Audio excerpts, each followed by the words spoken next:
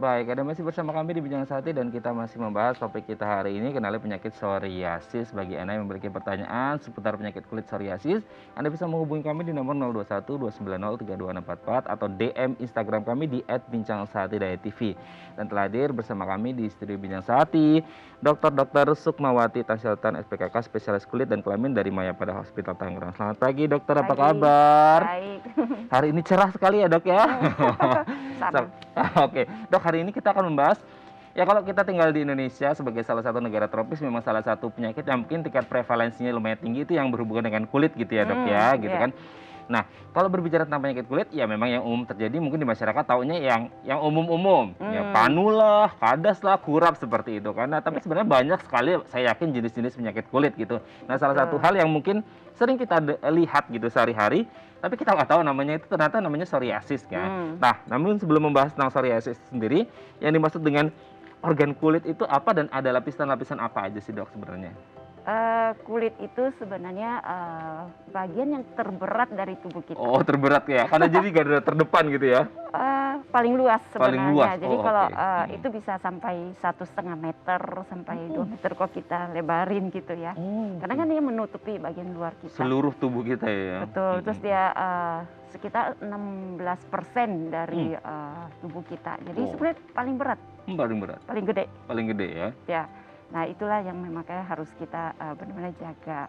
Nah, kalau kulit itu lapisannya memang ada yang epidermis, dermis, dan subkutis yang biasanya kita tahu seperti itu. Ada Lapisan paling atas itu yang biasa selalu kulit ari yang suka diganti-ganti kulit itu. Oke, Seperti yang itu. mungkin sering berganti kulit itu ya? Ya, yang ada pengelupasan, Ya, yang oke, oke, oke, lepas, oke. daki. Oh, itu daki itu menjadi Ya, bagian. bagian dari itu. Oh, daki itu ternyata itu sebenarnya kotoran atau sel kulit yang mengelupas, Dok? Ya, jadi kalau misalnya sel-sel kulit kita yang lapisan luar yang sudah mati, terus campur dengan keringat-keringat kita. Keringat kita kan ada kayak garam, gula, sisa metabolisme dari tubuh kita. Oke, berarti bukan full murni kotoran ya? Itu Ya, ada ternyata campur kotoran juga. ada Kalau campur misalnya kotoran kita ada juga? debu, ya, Oh, jadi itu oke, jadi oke, semuanya oke. jadi daki. Oke. Nah, sebenarnya faktor apa aja nih, Dok, yang bisa membuat kulit kita itu sehat gitu? Ya, banyak kan. Faktor sehat itu juga kan dari dalam, dari luar gitu kan. Dari dalam biasanya kan ada faktor genetik orang-orang yang kulitnya kan ada yang lebih bagus, ada yang bermasalah karena kan kayak misalnya ada kelainan genetik misalnya gitu kan. Nah, kalau faktor luar misalnya ya dari tadi kan mengenai gizi ya, Iya. jadi dari gizi yang baik, terus dari perawatan kita sehari-hari. Terus kalau kita di tropis kan harus pakai anti matahari gitu. Kalau mau ceweknya mau bagus lagi pakai krem-krem. Perawatan ya, Dok, ya? Perawatan kita Oke. butuh seperti itu. Oke, kalau dari faktor yang bisa membuat kulit kita sehat, ada faktor internal dan eksternalnya. Nah, kalau Betul. untuk salah satu yang lain gitu, maksudnya yang membuat kulit kita menjadi kesehatannya menurun apa saja Ya, faktornya? banyak kan dari misalnya dari penyakit Oh, dari penyakit kita yang di dalam tubuh misalnya. menjadi komplikasi gitu atau Ya, gimana? bisa kelihatan di kulit. Jadi kadang-kadang misalnya ada pasien yang datang, kelihatan ada kelainan di kulit luar, sebenarnya itu mencerminkan penyakit yang ada di dalam tubuhnya dia. Jadi bisa dari luar, bisa dari dalam, seperti tadi. Jadi bisa kayak misalnya bisa dari bakteri kalau dari luar ya, virus, jamur tadi yang disebut gitu. Jadi terus ada misalnya penyakit-penyakit lain dari yang dalam keluar. Terus yang jadi bakteri, virus, jamur, imunologi, ya kan, ya seperti itu. Oke, itu menjadi faktor yang Secara juga harus umumnya, diwaspadai untuk yang bisa membuat kesehatan kulit kita menurun gitu ya. Nah, itu kan faktor mungkin internal dan eksternalnya. Nah, kalau kita berbicara tentang Indonesia yang tadi sudah kita singgung di awal, tingkat prevalensinya lumayan tinggi. Tapi emang betul, maksudnya kayak iklim, cuaca di suatu daerah atau negara itu berpengaruh besar pada kesehatan kulit itu gimana itu, Dok? Iya, jadi kan kalau misalnya di Indonesia kan cuacanya panas, kelembabannya tinggi. Jadi itu memang kasus ini apa yang tadi penyakit jamur itu banyak banget. Iya, sama bakteri karena kan kalau bakteri itu kan kebersihan kulit, kebersihan lingkungan. Nah, kalau kita misalnya jaga kebersihan lingkungan, kebersihan tubuh kita sendiri, infeksi bakteri, jamur ataupun virus itu pasti menurun. Kalau Iya. jamur tiram sih enak dimakan ya Dok ya. Kalau ini jamurnya jemur di kulit jadi nggak enak dimakan ya, malah bahaya Dan gitu ya Dok ya. kasusnya lumayan banyak. Dan kasusnya lumayan banyak. Berarti dengan kasus lumayan banyak itu yang dipengaruhi oleh iklim atau cuaca di Indonesia Ya sebagai karena negara? lembab kan, jadi ya udah panas, keringatan, terus kita lembab, terus biarkan keringat itu di tubuh kita, nanti jamur itu lebih gampang tumbuh. Karena Oh. ada makanannya kan, jadi makanannya dia kan dari kulit-kulit mati gitu ya. Jadi kalau misalnya dalam kondisi lembab, kulit kita lembab gitu, terus ada kita agak mandi misalnya atau telat mandi gitu kan. Nah jadi kulit kita lembab, jamurnya jadi gampang tumbuh. Nah itu biasanya ada daerah-daerah khusus nggak sih Dok? Maksudnya untuk Oh, yang kalau jamur secara ya? umum ya, Oke. secara umum penyakit kulit itu kayak mau di lipatan-lipatan Iya, atau iya. apa gitu? Kalau jamur memang paling sering di daerah lipatan-lipatan, di mana di lipatan itu kayak keringatnya kan lebih numpuk. Sel-sel mati tadi kan juga numpuk di situ. Jadi kalau nggak jaga kebersihan, di situ gampang sekali sumber untuk jamur tadi yang tadi. Jadi Oke, di oke. selangkangan sebenarnya juga paling sering. Dan di Oh, daerah selangkangan lebih sering pada laki-laki dibanding lebih lembab ya laki-laki ya. Oke. ya. Oke, Dok. Nah, kalau berbicara tentang tema kita hari ini tentang penyakit psoriasis, ini kan kalau yang umum dikenal ya tadi ya dari jamur-jamur, panu, kadas kurak Bakteri, segala macam. Nah, virus. kalau psoriasis sendiri seperti apa, Dok? Ya, jadi psoriasis itu sangat menarik ya, karena sampai saat ini psoriasis pengobatannya masih termasuk sulit. Sulit ya? Oh. Jadi itu kelainan di mana dia ada inflamasi, jadi peradangan di kulit yang kronik, itu artinya terus-menerus. Nah, itu biasanya bisa karena dari faktor ada genetik, kemudian dengan faktor pencetus dari lingkungan. Jadi sama kayak bom, kalau nggak ada yang nyalain dia tidak meledak. Oh, oke. Gitu. Nah, terus gejalanya biasanya kulitnya berlapis-lapis. Jadi kayak bersisik-sisik. Oh, Terus gitu. dasarnya merah. Karena inflamasi tadi itu ya? Iya, jadi merahnya khas. Khasnya seperti kita lihat merah pinkis-pinkis gitu. Nah, gitu. Oh, mungkin kayak ya kayak kulit-kulit sensitif jatuh kayak gitu ya, Dok ya? Ya, kulitnya merah, tapi merahnya di bagian dalam karena kelainan kulitnya di lapisan dermis. Ya, dermisnya yang merah, nanti timbul epidermisnya yang jadi bersisik-sisik ya karena tumbuhnya lebih cepat.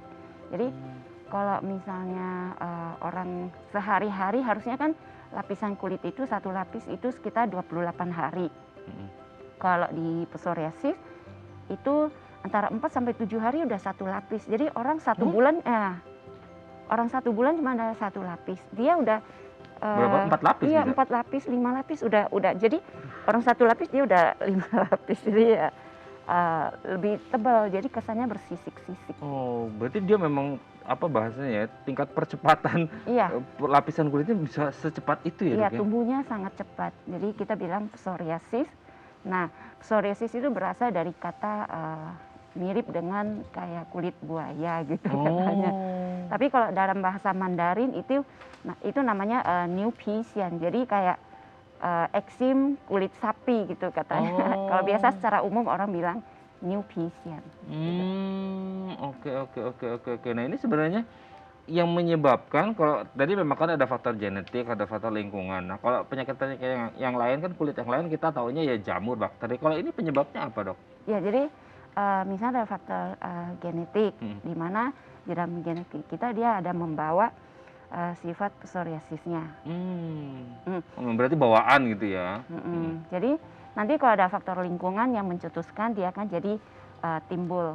Contohnya paling sering misalnya infeksi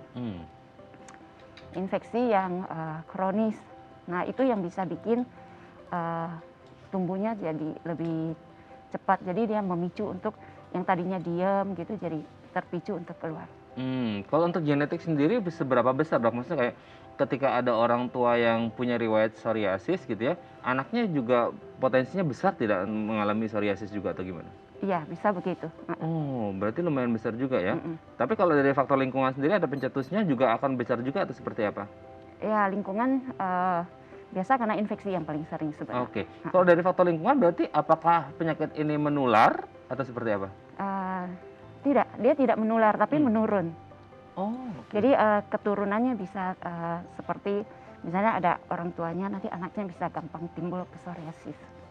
Oh, berarti akan terus menurun terus, tidak bisa memutus rantai itu atau seperti apa, Dok?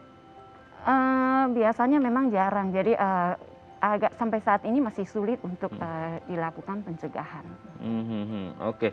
Tapi ada nggak sih, Dok, maksudnya kayak posisi awal ya, maksudnya kondisi awal kulit yang memang selain genetik ya, kalau genetik kita sudah tidak bisa berbicara lagi karena memang sudah turunan seperti itu. Mau kondisi kulitnya seperti apapun, dia pasti ada faktor risiko pencetusnya seperti itu kan. Nah, kalau untuk yang non genetik itu dari faktor lingkungan pencetusnya, kondisi kulit seperti apa sih, Dok, yang kemudian kayaknya rentan untuk mengalami psoriasis, ada nggak? Misalnya kalau di lipatan-lipatan ada namanya psoriasis inversa. Itu kalau misalnya ada infeksi kayak tadi jamur, itu bisa lebih memicu untuk timbul. Jadi misalnya psoriasis itu bisa dipicu oleh misalnya dari batuk pilek, infeksi kan batuk pilek. Kemudian gigi yang bolong. Nah, gigi yang bolong juga bisa ya seperti itu memicu ya gitu. Di mana ada infeksi, di situ akan merangsang sel di kulitnya itu untuk terjadi peradangan. Nah, itu yang membuat timbul. Oke, Dok. Terus kalau stres. Stres juga bisa? Iya. Waduh, masa pandemi banyak orang stres nih, Dok. Ya, jadi saya selalu bilang psoriasis itu seperti kayak sapam yang gampang marah. Jadi kan kita tubuh kita ada pertahanan tubuh kita ada dua. Yang ada yang namanya sel B, ada namanya sel T. Sel B itu kayak TNI, jadi kayak tentaranya yaitu yang membentuk antibodi.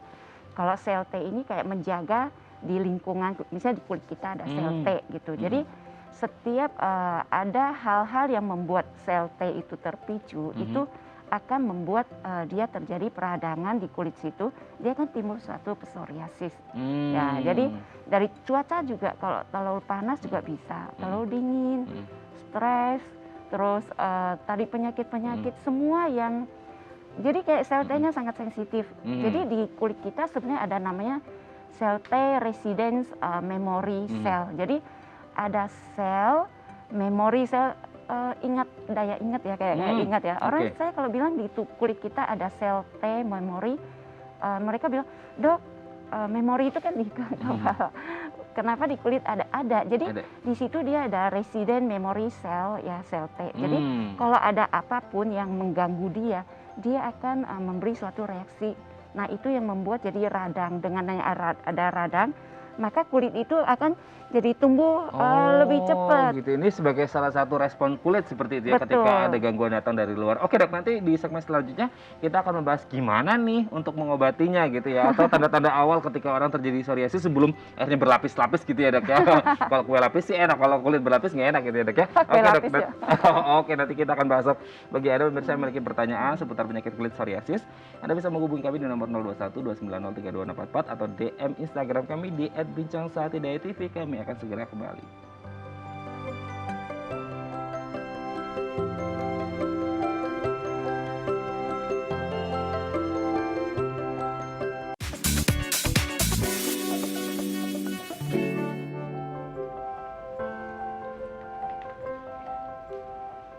Baik, Anda masih bersama kami di Bincang Saati dan kita masih membahas topik kita hari ini, kenali penyakit psoriasis. Bagi Anda yang memiliki pertanyaan seputar penyakit psoriasis, Anda bisa menghubungi kami di nomor 021 290 3244 atau DM Instagram kami di @bincangsaatidayatv.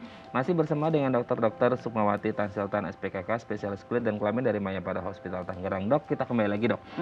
Ada nggak sih, Dok, maksudnya kayak gejala-gejala kondisi yang kayaknya noticeable ya, yang bisa dilihat gitu, kalau ini kayaknya mengarah ke psoriasis deh, itu seperti apa kondisinya?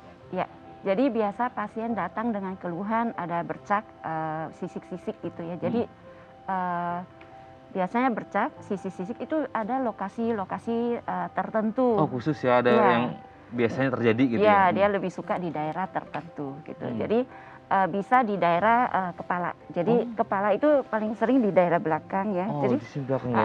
jadi mereka mungkin datang keluhan ketombe gitu loh, "Dok, ada ketombe," gitu, terus ya paling belakang, atau bisa di sekitar sini ya, antara lapisan kulit kita yang di wajah dengan rambut. Jadi perbatasan di situ. Perbatasan antara forehead, Ya, apa ini namanya, jidat? daerah garis rambut ini itu paling Oh. sering di daerah situ. Kemudian ada juga yang, jadi memang beberapa tipe ya. Jadi saya sebutin dulu ya, ada tipe psoriasis vulgaris. Jadi dia ada bercak-bercak putih-putih, merah-merah dan ada bersisik tebal di beberapa lokasi. Dia agak acak. Tapi yang paling sering di daerah siku, lutut, kemudian di punggung ya. Terus ada yang di kepala tadi yang saya bilang. Terus kalau yang psoriasis gutata dia datang dengan kayak titik-titik merah-merah kecil-kecil tapi bersisik. Nah kalau yang inversa tadi yang di lipatan-lipatan. Kemudian bisa saja yang di telapak kaki dan telapak tangan doang. Jadi dia kayak ada kayak bisul-bisul bernanah-nanah. Nah terus ada juga yang kayak seluruh badan. Jadi ya udah hampir seluruh badan merah-merah. Jadi memang ada beberapa jenis. Nah, tapi intinya adalah selalu dia bersisik, yang tadi kita udah ngomong, jadi sisiknya tebal, kemudian dasarnya putih, batas antara yang normal sama yang sakit itu biasa batasnya jelas. Jadi ini kulit normal, kemudian yang normal di sini, yang psoriasisnya itu dia jelas banget perbedaannya. Terus dasarnya warnanya pink-pink, karena kalau kita lihat di mikroskop di dalamnya pembuluh darahnya tuh kayak lebih banyak, makanya warnanya pinkish gitu. Jadi gejalanya awalnya ya biasanya seperti itu. Gejalanya seperti Nah, itu ya. kadang-kadang kalau untuk kasus yang agak sulit memang kita lakukan biopsi, jadi ambil kulitnya untuk periksa laboratorium.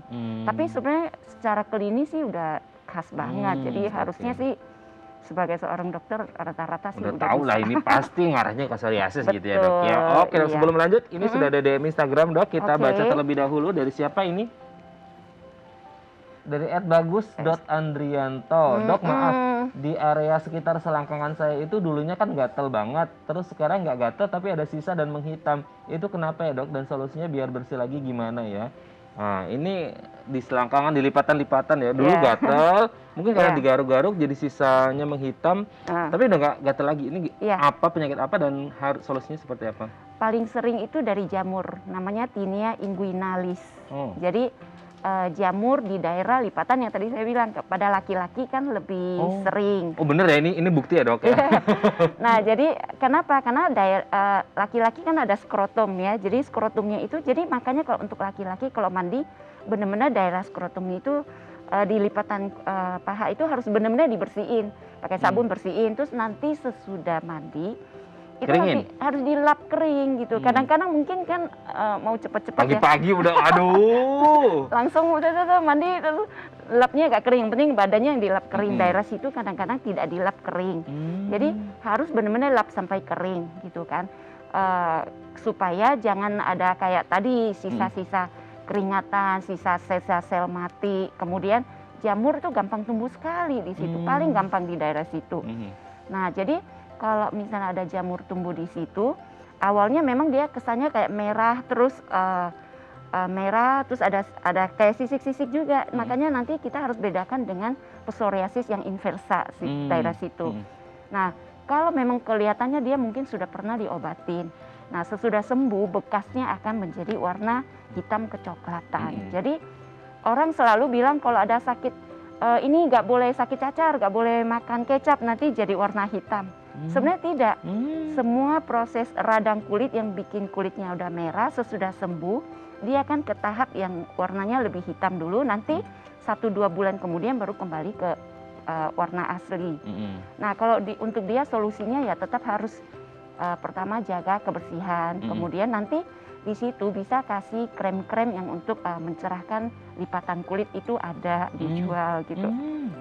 Jadi kebetulan saya juga ada produknya yang seperti itu. Terus nanti kalau daerah situ biasanya sering sekali kambuh. Jadi lifestyle-nya untuk menjaga kebersihan di situ harus benar-benar dijaga. Dan biasa kan kalau ada apalagi kalau pegawai kan dapat seragamnya itu aja. Jadi kadang-kadang kita kalau nggak ganti baju kan orang nggak tahu juga kan. Nggak tahu dalamnya sih. ya jadi sebenarnya kebersihan selain tubuh juga pakaian yang kita pakai juga harus benar-benar juga bersih gitu loh. Hmm. Ya, dan jangan pakai baju yang terlalu ketat atau celana terlalu ketat, jadi bikin lembab gitu. Oh gitu. Ada juga saya nggak ngerti ini benar apa enggak. Saya juga nggak ngerti ini dokter gimana. Kalau untuk laki-laki kan memang lebih rentan tadi ya. Mungkin dari sisi kebersihannya juga beda dengan cewek ya. Yang cewek kalau cewek mungkin habis mandi bisa seluruh tubuh itu dibersihin. Tapi kalau laki-laki apalagi in the rush hour pagi-pagi udah hektik bangun kesiangan mau berangkat kerja ya udah seadanya Iya. lembab gitu. Nah katanya ada yang bilang juga lebih baik kalau laki-laki itu pakai celana dalamnya yang gini ya dok ya, bukan yang gini ya. Ya, Ya jadi katanya bisa menggeser-geser bagian selangkangan itu jadi iya, akhirnya terjadi. ya enggak juga sih. Sebenarnya mau pakai model apapun, yang penting adalah jaga kebersihan. Terus lap kering kalau habis mandi. Itu yang penting sih. Yang Terus penting ya. sehari mandi 2 kali. Jangan kadang kan kerja kan yang shift malam ya. Saya banyak menemukan yang udah shift malam pulang udah capek langsung blek tidur terus udah ya udah selama kerja kan udah banyak keringatnya terus pulang begitu dia tidur ya jamurnya tumbuh dengan merajalela ya dok. Betul. Ya aduh ini nggak bagus ya. Semoga ini bisa menjawab pertanyaan dari Mas Bagus Andrianto dan semoga cepat sembuh itu keluhan-keluhannya ya. Oke dok, nah sekarang kita berfokus pada psoriasis untuk pengobatannya. Pengobatan apa yang harus, maksudnya kayak ada nggak beda kayak di awal-awal udah mulai tadi kan gejala-gejala tadi itu sama yang udah kayaknya udah kelamaan, kayaknya tindakannya telat nih harus diapain gitu dok? Iya, jadi pengobatan psoriasis ya seperti tadi saya bilang tuh sampai saat ini masih sangat sulit. Jadi kita masih dari saintis masih mencari pengobatan yang terbaik. Jadi yang umum biasanya dikasih yang topikal ya, topikal steroid. Kemudian bisa saja dikasih ada yang dengan oral steroid. Biasanya saya tidak pernah lakukan itu. Usahakan seminimal mungkin. Kemudian pengobatan dengan fototerapi. Jadi kayak di sinar UV gitu. Kemudian ada sekarang lagi terapi biologi. Biologi kayak tadi kalau misalnya sel T-nya yang aktif. Nah, itu yang dikasih anti reaksi dari sel T-nya, terus interleukinnya. Nah, dikasih anti interleukinnya. Jadi itu terapi biologi sampai saat ini masih berkembang. Tapi kalau saya pribadi biasanya pasien itu kalau yang menderita psoriasis itu saya kalau pasien pertama kali datang biasa dapat kuliahnya banyak jadi agak panjang. Saya karena harus diedukasi dulu ya dok. Betul. Karena edukasi untuk dia harus penting banget. Jadi saya harus kasih tahu dia apa itu psoriasis, terus pencegahannya bagaimana. Jadi dia tidak boleh stres seperti itu kan. Dia harus, hidupnya tuh harus tenang, harus enjoy gitu kan. Jadi penyakit psoriasis juga sering bersama dengan penyakit-penyakit yang berhubungan dengan sistemik. Contohnya yang berhubungan dengan jantung dan reumatologi. Jadi psoriasis selain tadi di kulit ada yang di kuku, ada yang di sendi. Nah, jadi kalau memang misalnya kita udah analisa, misalnya dia ada penyakit psoriasis beserta dengan penyakit yang lain juga, kita harus tangani juga, kita konsultasi ke penyakit dalam gitu atau reumatologi untuk terapi bersama. Tapi kalau dari kulit biasanya juga saya biasa mengedukasi ke pasien psoriasis bahwa mereka harus menerima psoriasis itu seperti bagian dari tubuh mereka. Jadi dia kalau bisa menerima penyakit itu, kalau bisa menerima itu nanti kita masuk ke terapinya akan lebih gampang. Jadi gitu. Secara psikologi dari itu, acceptance penerimaan juga penting ya dok. Betul. Jadi saya selalu kasih tahu mereka, kamu terima psoriasis seperti bagian dari tubuh kamu. Misalnya rambut, kalau rambut panjang dipotong, kuku panjang dipotong, kalau badan kotor dicuci, dimandiin gitu kan.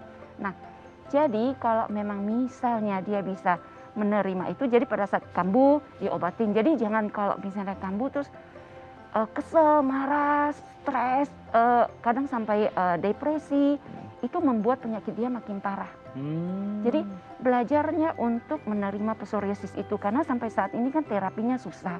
Jadi apa yang harus kita lakukan adalah kita benar-benar harus mengetahui psoriasis itu penderitanya. Nah, jadi kalau misalnya dia bisa menerima itu, jadi pasien itu rata-rata kalau saya udah edukasi itu, nanti datang cuma, dok kamu nih mau beli obat gitu misalnya. Nah itu akan jauh, kalau saya lihat jauh lebih baik. Jauh lebih baik ya.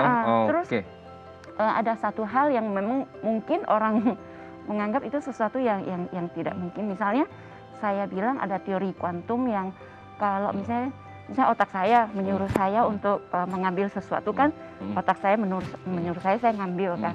Nah, kalau pada saat terapi juga, saya selalu anjurkan mereka kalau misalnya lagi kasih salep itu harus kayak diajak ngomong. Oh, berarti Ya, ngomong ke kamu- diri kita sendiri supaya afirmasi positif Iya. supaya penyakitnya cepat sembuh gitu ya, Dok ya. Betul, jadi Nah, sembuh ya, jangan kamu Oke. lagi baik-baik dong gitu. Jadi Afirmasi itu kayaknya jauh positif. lebih baik gitu loh. afirmasi positif untuk menjaga kesehatan kulit kita gitu ya dan seluruh betul. tubuh. Oke, Dok, nanti mungkin di segmen terakhir kita akan berfokus mungkin tips-tips simpel yang bisa kita lakukan di rumah untuk menjaga kulit kita tetap sehat gitu ya supaya tidak terjadi ya jamur dan salah satunya psoriasis juga gitu ya, Dok ya.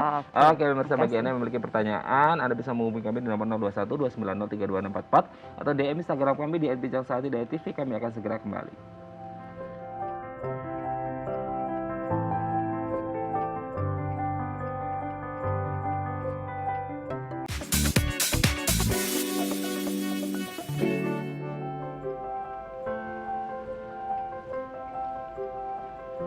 Baik, Anda masih bersama kami di Bincang Sati dan kita masih bersama dengan dokter Sukmawati. Oke, Dok, kita lanjut lagi di segmen terakhir ini, tips untuk menjaga kesehatan kulit yang simpel yang mungkin bisa kita lakukan di rumah ya, Dok ya. Kita lihat yang pertama, konsumsi vitamin. Nah, Ya. vitamin apa saja, Dok? Kalau biasa di televisi kita lihatnya vitamin Vitamin E, C tapi gitu. ternyata bukan E aja ya, Dok ya. Enggak, Atau kita gimana? vitamin dan mineral itu juga harus seimbang sih ya. Bisa C, bisa E, vitamin A ya, semuanya vitamin B itu semua dibutuhkan. Ya, sama mineral-mineral ya, yang kecil-kecil, tapi yang penting harus seimbang. Harus seimbang, tidak Iya, hanya makanan satu. juga kan harus seimbang. Betul. Jadi bukan hanya satu vitamin tertentu, tapi vitaminnya yang lengkap seperti Iya, itu betul, ya. Karena sebaiknya. kebutuhan kulit kita juga tidak hanya melulu di satu vitamin, Iya. tapi banyak ya. Oke, kita lanjut. Menjaga kelembapan kulit. Ini juga Iya. penting, apalagi tinggal di negara tropis. Gimana nih, Dok? Ya, jadi kalau habis mandi kita harus pakai pelembab sebaiknya. Ya, begitu selesai mandi sebaiknya langsung pakai pelembab. Jangan tunggu udah kulitnya udah kering baru pakai pelembab. Lebih bagus saat justru pas Iya. setelah mandi, tapi Iya. jangan pas lagi agak basah-basah juga enggak ya, Dok? dilap dulu. Kira-kira ya begitu lap kering langsung apply. Jadi dia penyerapannya lebih bagus. Oh gitu. Ya, gitu. Oke. Apply-nya ke bagian-bagian yang terlihat atau Ya, bisa kalau tidak bagusnya sih terlihat? seluruh badan. Bukan yang tidak terlihat ya? Bisa sih seluruh Lipatan-lipatan. badan. Itu juga penting. Lipatan nggak perlu sih pakai pelembab. Oh, kalau dilipatan tidak Nggak perlu. usah, di situ udah lembab. Jadi yang daerah-daerah yang terbuka aja sih. Oh. Nah, jadi pelembab itu kan ada pelembab yang sampai dari tidak oily sampai ke oily. Jadi Nah. tergantung kulitnya. Kalau kulitnya misalnya kering banget, pakai yang sangat oily. Kalau nggak terlalu kering ya pakai yang biasa-biasa aja udah Oh, bisa. bergantung juga ya. Iya, Beda iya. pelembabnya itu harus Betul, sesuai jenis kulit ya. betul. Nah, kalau misalnya kulitnya airnya kering mah, yang apa ya, lembab tapi dia pakai oily juga nggak bagus gitu ya. iya. Apalagi kalau misalnya di muka pakai pelembab, kalau udah tipenya berminyak, kasih pelembab lagi bisa jadi jerawatan malah. Oh, pilih pelembab pun harus hati-hati ya. Ya harus tahu. Harus tahu apa Iya. jenis kulitnya, yang kulit yang Betul. oily atau tidak Terus oily. komposisinya di dalamnya apa aja, itu juga perlu. Berarti nggak boleh asal-asal ya. Kalau Ya. sekarang apalagi banyaknya di online itu yang murah-murah malah bahaya ya, Dok ya. Tergantung lah. Jadi kalau misalnya kita perlu, kalau kita kan sekarang udah tahu komposisinya, dibaca Oh. aja komposisinya apa. Harus tahu komposisinya dan jenis kulitnya yang seperti apa Betul, ya, Dok betul, ya. ya Oh, disesuaikan aja. disesuaikan. Kita lanjut. Perlindungan dari matahari. Ya, Indonesia surganya matahari gitu ya, Dok ya. Tropis, Nah, ini gimana nih perlindungan dari matahari, apa yang harus kita lakukan? Ya harus lah. Jadi sebelum keluar rumah udah pakai anti matahari duluan. Ya minimal setengah jam sebelumnya udah pakai gitu. Kalau pakai sunscreen yang SPF berapa yang ideal, Dok? Ya kalau misalnya katanya sih 15 ya secara teori, tapi kalau di Indonesia tergantung juga. Kalau memang panas banget kita pakainya yang minimal 30 sih biasanya. Oh, minimal 30 untuk kawasan berpantai kayak gitu deh. Tergantung kulitnya lagi kembali. Kalau memang jenisnya kulitnya memang agak coklat, kita perlu SPF yang lebih rendah. Kalau kulitnya yang putih banget itu harus SPF-nya lebih tinggi karena proteksinya lebih tinggi. Oh, oke, tapi standarnya antara 15 sampai 30 Iya, tadi itu ya. betul. Oke, Iya. berarti sekali lagi SPF tidak kan orang berpikirnya semakin tinggi semakin bagus untuk sunscreen gitu kan. Semakin tinggi kadang-kadang semakin oily. Jadi Nah. tergantung, kalau di pantai tadi ngomong pantai ya harus yang oily yang harus tinggi. Yang harus lebih oily, yang SPF-nya lebih tinggi. Tapi Betul. lagi-lagi harus dikembalikan ke kondisi kulit dan di tempat pemakaian gitu Iya ya. ya, Oke. tergantung jenis kulit juga, Oke, warna next. kulit. Olahraga? Olahraga udah penting pasti untuk dong. kesehatan kulit, Dok?